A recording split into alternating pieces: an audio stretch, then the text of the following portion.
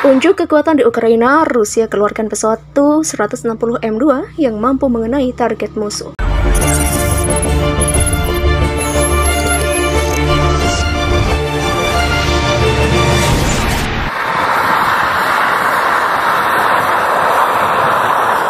Pesawat Tu-160M2 adalah pesawat terbesar dan pengebom strategis terkuat Rusia.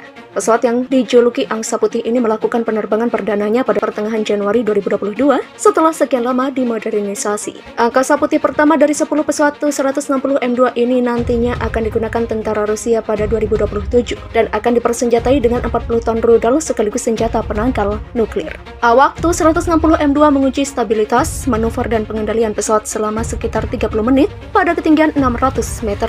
Pesawat-pesawat ini merupakan bagian triad nuklir bersama kapal selam atom dan rudal balistik antar benua yang akan menggantikan pembom tua dari era Soviet. Tu-160M2 itu sendiri merupakan pesawat baru yang dibuat dari awal. Sebelum Tu-160M2 dioperasikan, saat ini Rusia masih mengandalkan pesawat pembom Tu-160.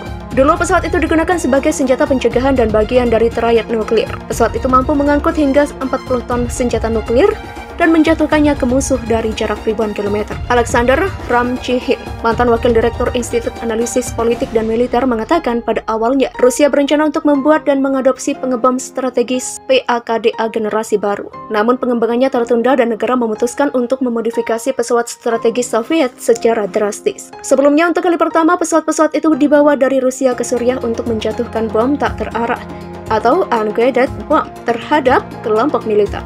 Igor Korotchenko, pemimpin redaksi Arsenal Otechevta, selain glidernya, Rusia telah mengubah segalanya di dalam bentuk. Di dalam pesawat Tu-160, pesawat itu kini memiliki sistem navigasi, peralatan radio, dan mesin yang baru, serta mampu menggunakan jenis rudal dan bom strategis baru termasuk rudal hipersonik. Demikian katanya. Tanpa meninggalkan wilayah udara Rusia, setiap Tu-160M2 mampu mengenai target musuh. Jadi visibilitas pada radar pertahanan udara tidak akan mengancam pesawat karena akan dilindungi di dalam wilayah Rusia. Keuntungan terbesar dari Tu-160M2 adalah kemampuannya untuk menembakkan rudal ribuan kilometer jauhnya dari jangkauan sistem pertahanan udara musuh. Demikian kata Korotchenko. Pesawat ini sudah dipersenjatai dengan rudal jelajah X-101 dan X-102 yang dapat mencapai target sejauh 5.000 km.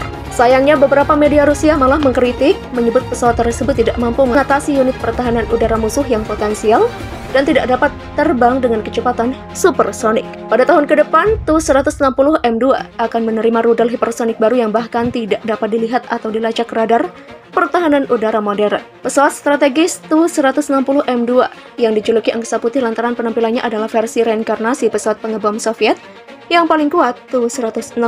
Dahulu pesawat itu digunakan sebagai senjata pencegahan dan bagian dari triad nuklir.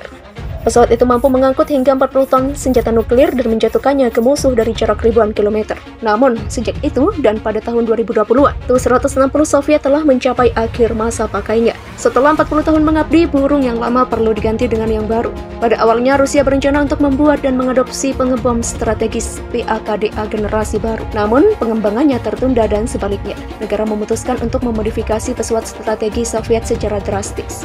Demikian kata Alexander Ramchihin, mantan wakil direktur Institut Analisis Politik dan Militer. Menurutnya ada alasan dibalik pembangunan pesawat era baru untuk mengganti Tu-160. Ini adalah senjata pencegahan sejak dibuat. Pesawat sebelumnya untuk kali pertama digunakan selama Perang Suriah. Pesawat-pesawat itu dibawa dari Rusia ke Suriah untuk menjatuhkan bom tak terarah atau unguided bomb terhadap kelompok militer.